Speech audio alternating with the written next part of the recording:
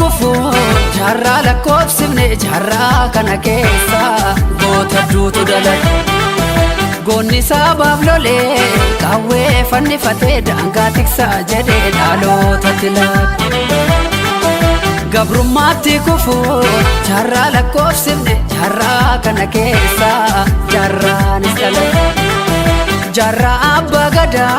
qawwee fannifatee diinaan lolaa turus dhalootatti laate